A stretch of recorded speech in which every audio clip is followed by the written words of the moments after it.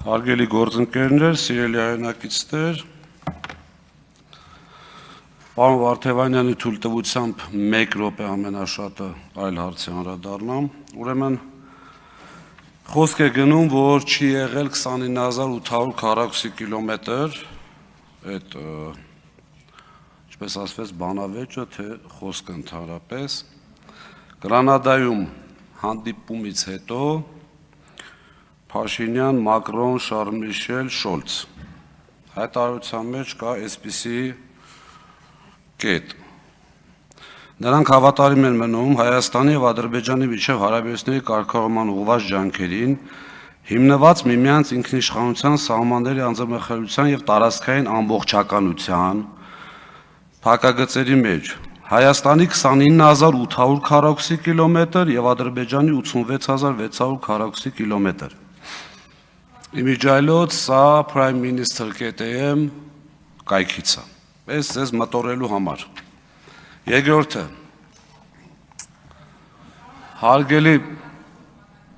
հարգելի նախագահություն,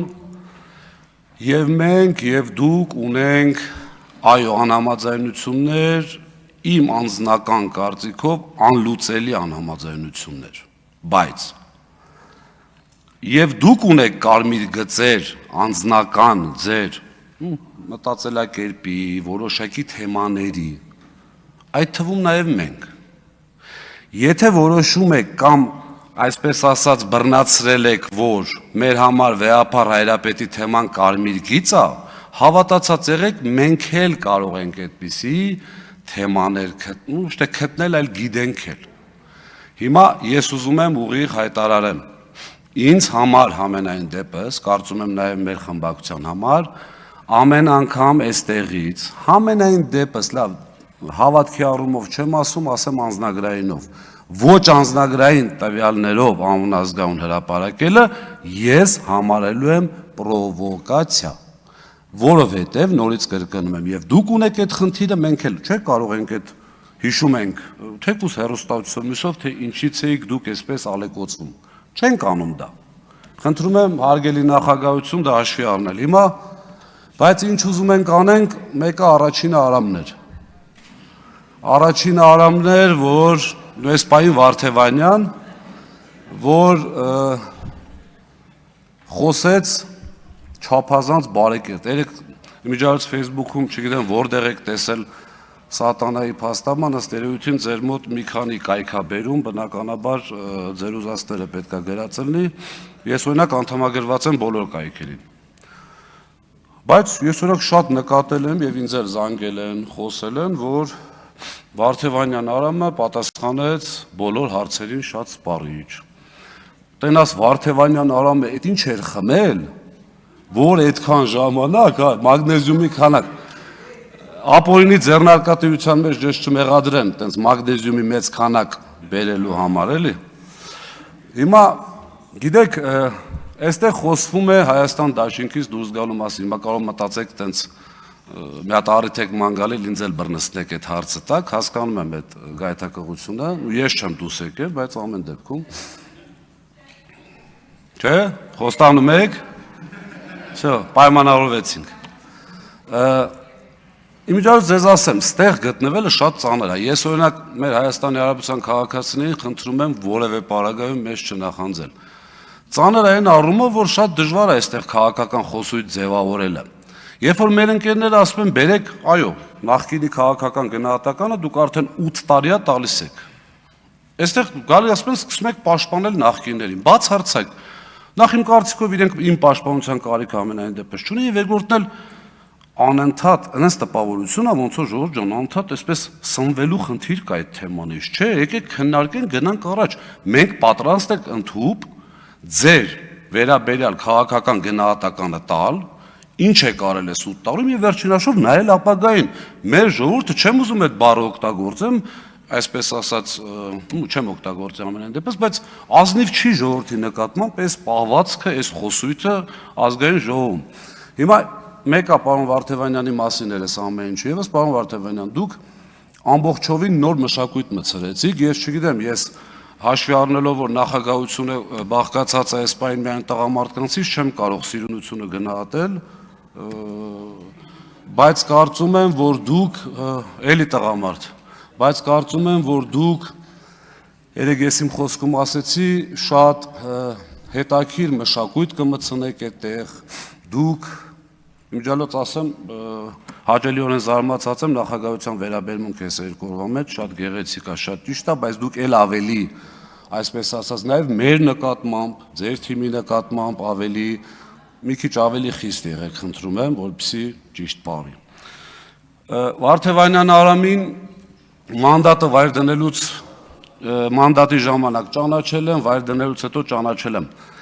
Համոզմունք ունեմ, 100%-ից ավել չի լինում, բայց 101%, որ այստեղ այսքան դժվար լինելով ավելի դժվար է եղել փաստաբանական գործունեությունը, որովհետև հիմնականում առնչվել է քաղաքական պատվերների, քաղբանտարկյալների գործերի, իսկ այդտեղ հավատացած եղեք, ես այն օր ասեցի հեծը խլելու հետ կապված պատա։ Ասում եմ, այդտեղ մնում է միայն հակասահմանադրական միջոցներ, որոնց մենք դեմ ենք։ Եվ այդ պատի հետ այս մարդը անդադ կռվել է։ Երկրորդ խնդիրը, նախ շատ ուրախ եմ, որ պարոն Վարդևանյան, ինչպես գիտեք, մեր հայրերն են շատ մտերիմ, պարոն Վարդևանյանի հայրը գիտնական է, ԵՊՀ-ում բավական եւ ընդհանրապես Հայաստանի Հանրապետությունում շատ հայտնի։ Ես պարոն Վարդևանյանին ճիշտն ասած չեմ ուզում ասեմ բախտի բերումով, բայց երկրում տիրող անարդարության բերումով գտնվում էի մի վայրում, որտեղ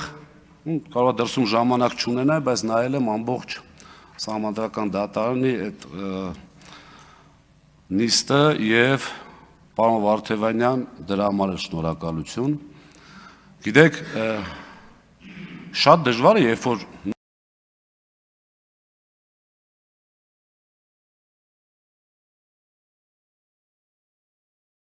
թիմի մարդիկ մի քանի բան են ասում եւ այդտեղ պետքա դու չես կարող ասես լավ իրար ասեք, չեք դեմքից նայում, չէ՞, այդպիսի արտահայտություն կա։ Խոսվում է ամբողջությամբ ընտրակաշառքով գալու մասին, խոսվում է, հետո փոխվում է խոսքը, չէ, 70% ըստ էության խորհուրդ են տալի, ասում են չէ, դե 100% մի ասա, էլի ճիշտ չի։ Այստեղ խոսվեց դուրս գանք փողոց, 100 հոգու հարցնենք, խնդրեմ, ինձ թվաց, որ ասում եք դուրս գանք փողոց, մտածում ասում եմ, կարող է ասում են դուրս գանք փողոց, տենանք ում մասին ինչ կարծիք ունեն Երևան քաղաքում կամ ընդհանրապես առհասարակ, բայց պարզվեց, որ ասում են դուրս գանք փողոց հարցնենք, թող պատասխանեն ընտրակաշառքի վերաբերյալ։ Հիմա պարոն Վարդևանյանը Սահմանադրական դատարանում ձեր ներկայացուցիչին ուղիղ հարց է տալիս։